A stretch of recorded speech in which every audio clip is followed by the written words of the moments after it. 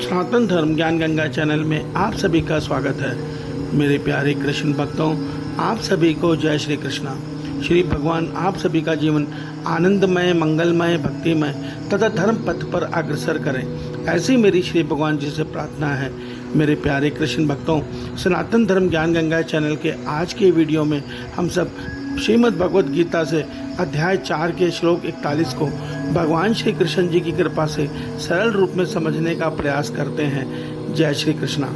प्यारे कृष्ण भक्तों, श्रीमद् भगवद गीता के अध्याय 4 के श्लोक 41 में भगवान श्री कृष्ण जी अर्जुन के माध्यम से हम संसार के मनुष्य के कल्याण हेतु बहुत सुंदर संदेश दे रहे हैं। श्री भगवान हमें यह सत्य बता रहे हैं कि हे धनंजय, जिसने कर्म योग की विधि से समस्त कर्मों का परमात्मा में अर्पण कर दिया है तथा जिसने विवेक ज्ञान के द्वारा समस्त संशयों का नाश कर दिया है, ऐसे वश में किए हुए अंतःकरण वाले पुरुष को उसके किए कर्म कभी नहीं बांधते।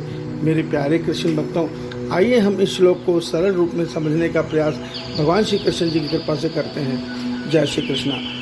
मेरे प्यारे कृष्ण भक्तों, श्रीमद् भगवद गीता के अध्याय 4 के श्लोक 41 में भगवान श्री कृष्ण जी अर्जुन के माध्यम से हम सबको यह गूढ़ रहस्य बता रहे हैं कि सच्चा कर्मयोगी जिसने विवेक ज्ञान के द्वारा अपने संपूर्ण संशयों को नाश कर दिया है, ऐसा अपने स्वरूप में स्थित हुआ कर्मयोगी अपने किए समस्त कर्म परमात्मा को अर्पण करते हुए जो भी कर्म करता है उसके किए कर्मफल बंधन में कभी नहीं बंधता।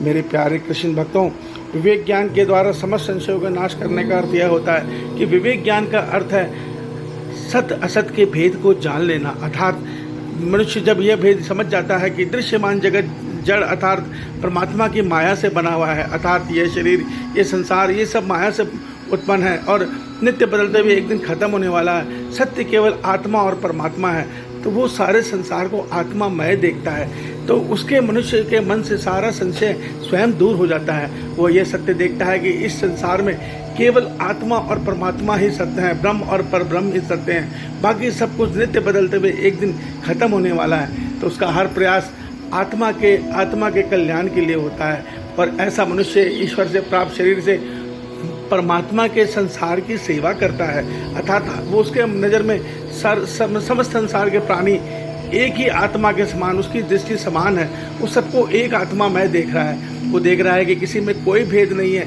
सबके अंदर एक ईश्वर का अंश आत्मा है, केवल सबके शरीर उनके प्रारब्ध के अनुसार अलग अलग हैं। तो इससे मनुष्य के अंदर समदृष्टि आ जाती है और समान भाव से सबको देखते हुए ऐसा मनुष्य सबके हित के लिए सबकी सेवा भाव में कर्म करता है और मन के संकल्प से अपने हर कर्म को अपने ईश्वर में अर्पण कर देता है और स्वयं सदैव कर्म फल बंधन से मुक्त रहता हुआ परमात्मा के परमानंद में और परम शांति में जीवन को जीता है। मेरे प्यारे कृष्ण भक्तों, यही है कर्मयोगी का सच्चा जीवन। मेरे प्यारे कृष्ण भक्तों, दूसरी ओर एक कर्म का भोगी है जो जीवन भर संसार के और शरीर के सुख पाने की चाह में भागता रहता है और अंत में सब कुछ छोड़ के नए जन्म में चला जाता है।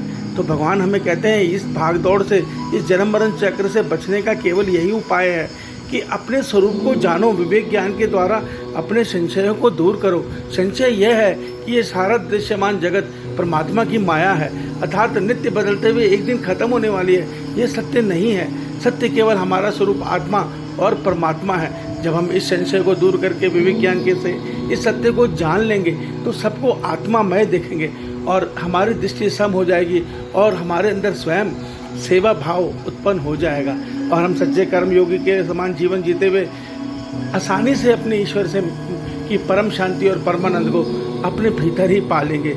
ईश्वर आप सबका कल्याण करें। जय श्री कृष्णा। जय श्री